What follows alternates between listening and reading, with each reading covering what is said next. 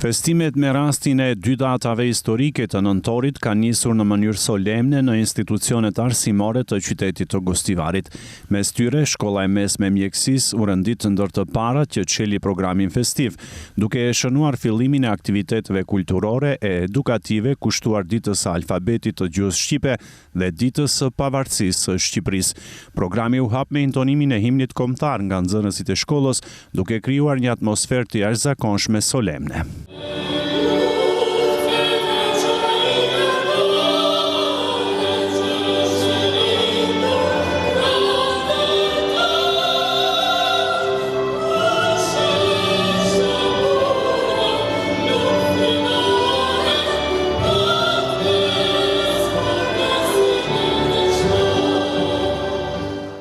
Udhëheqja e programit ishte besuar nxënëses Merjeme Osmani, e cila me elekuencë paraqiti një referat të përgatitur me kujdes, kushtuar rëndësisë historike dhe kulturore të dy festave.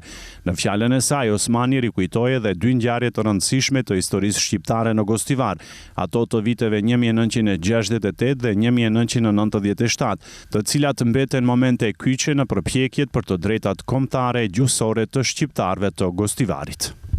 Për ne, ky muaj është muaji më i madhërisëm i të gjitha kohërave. Ditë që na bën të krenohemi për ata burra, të cilët ditën të gjejnë njëri tjetrin nga jugu në veri dhe të bashkuar hodhën gurin e parë të themelimit të shtetit të ri shqiptar. Për të radhitur atë flamur të bukur kuqezi, më pas një herë për gjithmonë me të gjithë flamujt e tjerë të gjithë kombeve. Për të unifikuar alfabetin e gjuhës shqipe dhe për të vendosur bazat e shkrimit tonë modern. 113 vjetët e shtetit të Shqipërisë shënojnë po kaq vjetë sakrificë, luftë e përpjekje për lirinë e kombit shqiptar.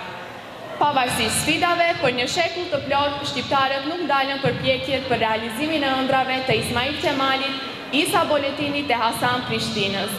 Lufta për shlirimin e Kosovës, Preshevës, Shkupit e Ulqinit vazhdoi pa u ndalë në simbolin e flamurit tonë kombëtar.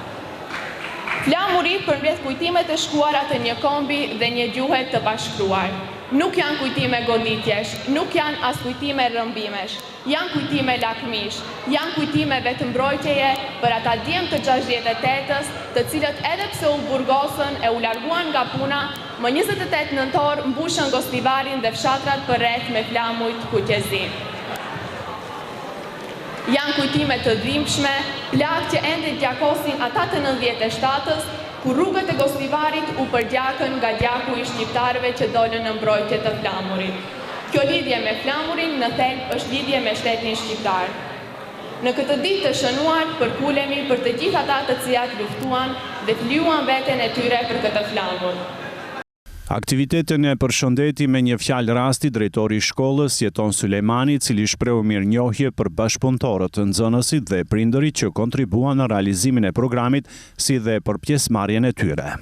Sot ne festojmë ditën e alfabetit, ku ato të cilët u mblodhen për të formuar alfabetin ton kombëtar shqiptar, ne sot krenohemi me këto shkronja të cilët i shkruajmë dhe me të cilët i lexojmë vargjet më të bukura, të cilët janë të shkruar nga adetarët dhe adetarët tanë, të cilët me përkushtimin më të madh e formuan këtë alfabet në manastir në vitin 1908.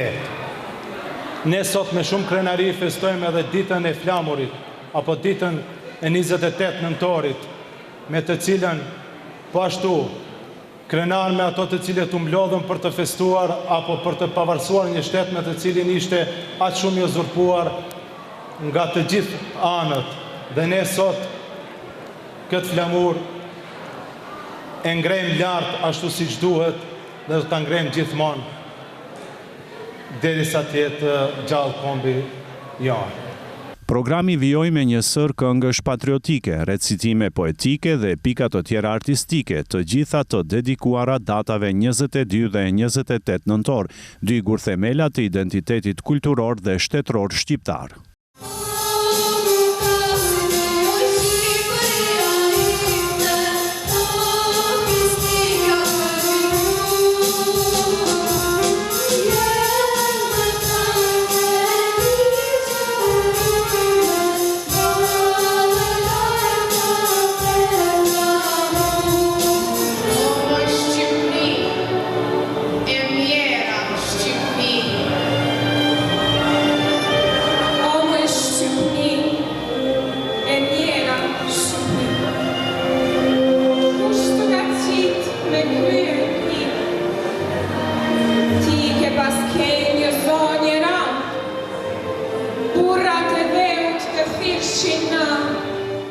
Festimet u ndoqën nga afër edhe nga përfaqësues të komunës së Gostivarit, mes tyre dhe udhëheqësja e sektorit për arsim Aslian Snopçe, e cila vlerësoi angazhimin e shkollës në kultivimin e vlerave kombëtare dhe të traditës shqiptare.